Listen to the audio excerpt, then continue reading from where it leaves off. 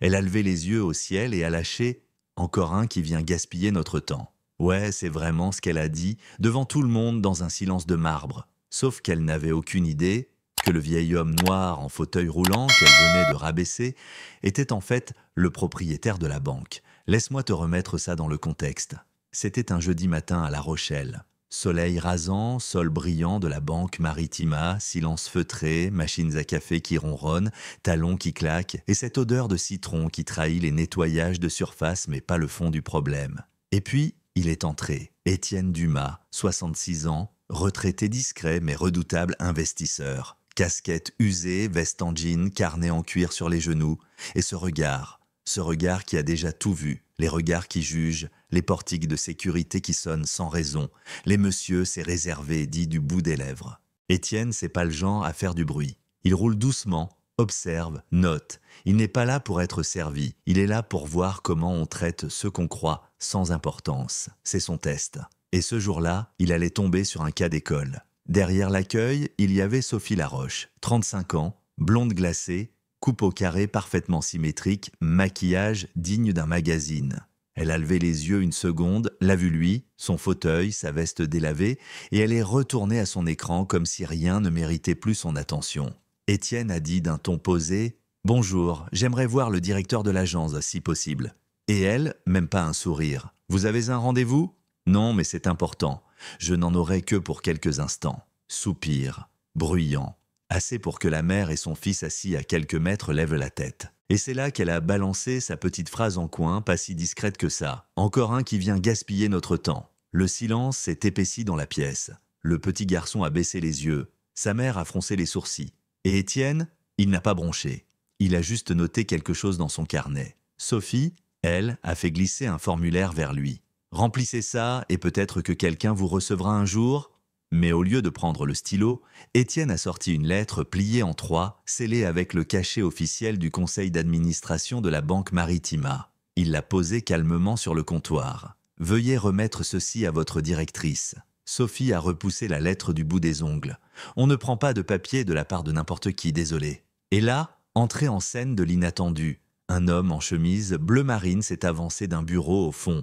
Badge, Julien Méziane, conseiller clientèle. Il s'est penché vers Sophie, voix basse mais tendue. « Sophie, peut-être qu'on devrait appeler la direction. »« Je gère, Julien, retourne à ton poste » a-t-elle lancé sèchement. Mais Julien a pris la lettre, l'a ouverte, et là changement d'ambiance. Ses yeux se sont écarquillés, son dos s'est redressé. Il a murmuré « C'est signé par le président du conseil ». La salle entière s'est figée. « Appelle Madame Fournier, tout de suite ». Sophie a blêmi. « Attends, ce type-là, tu plaisantes ?»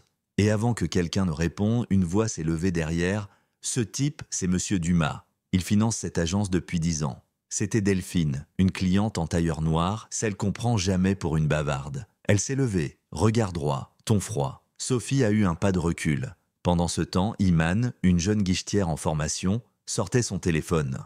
Elle avait tout filmé depuis le début. Sa main tremblait, mais son regard, lui, était déterminé. « Je savais pas si j'avais le droit de dire quelque chose » a-t-elle murmuré à Étienne. « Mais maintenant, je crois que je dois. » Étienne a souri, tout doucement. « Tu fais ce qu'il faut, toujours. » Et là, pile au bon moment, la porte du bureau s'est ouverte.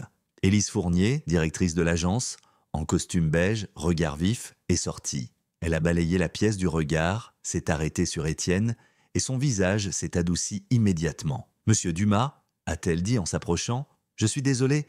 J'aurais dû être prévenu. »« Non, » a-t-il répondu calmement. « C'est pour ça que je viens comme ça. » Puis il a pointé son carnet. « J'observe, j'écoute, et aujourd'hui j'ai beaucoup entendu. » Élise a hoché la tête lentement. Elle s'est tournée vers Sophie. « Dans mon bureau, maintenant. » Sophie a voulu protester. « Mais je savais pas qui il était. » Et Élise, glaciale. « Le problème, Sophie, c'est pas que tu savais pas qui il était. C'est que tu t'es permise de décider ce qu'il valait juste en le regardant. » La porte s'est refermée derrière elle comme un couperet. Silence, puis soupir, soulagement pour certains, malaise pour d'autres. Mais l'histoire s'arrête pas là. Parce qu'Étienne, il a pas demandé qu'on vire Sophie. Non, il est allé plus loin. Il a proposé un projet, quelque chose de durable, quelque chose qui changerait la donne, un programme appelé « Respect avant tout », formation sur l'empathie, ateliers avec les associations locales, plateforme de retour client, pas juste sur les services bancaires, mais sur la dignité perçue. Et tu sais quoi? Iman en a pris la tête. Julien a été promu coordinateur des relations clients. Delphine est devenue ambassadrice du programme pour les clients premium. Et Sophie? Eh bien, son badge a été rendu et sa lettre de licenciement remise en main propre, avec une copie de la vidéo filmée par Iman. Mais le meilleur, c'est ce jour-là, 3 mois plus tard, à la Maison des Citoyens. Étienne est monté sur scène. Veste impeccable, carnet toujours en main. Devant lui, des élèves de lycée, des collègues de banque, des élus, et il a dit « Je ne suis pas venu ce matin-là pour faire tomber quelqu'un.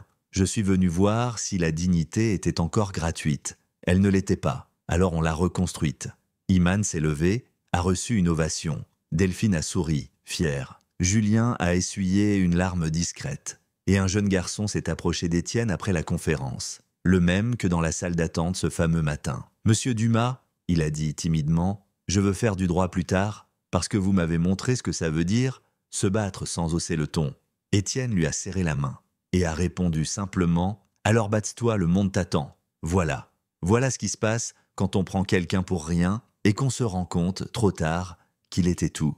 Mais maintenant, c'est à vous de parler. Était-ce juste une erreur de jugement ou un symptôme plus profond de ce qu'on tolère encore aujourd'hui dans nos institutions? Et vous, à la place de Julien ou d'Iman, vous auriez réagi. Laissez votre avis en commentaire. Vraiment. Dites-nous ce que vous en pensez. Et si cette histoire vous a touché, même un peu, abonnez-vous, partagez et surtout, n'oubliez jamais, la dignité, c'est pas une récompense, c'est un droit pour tout le monde.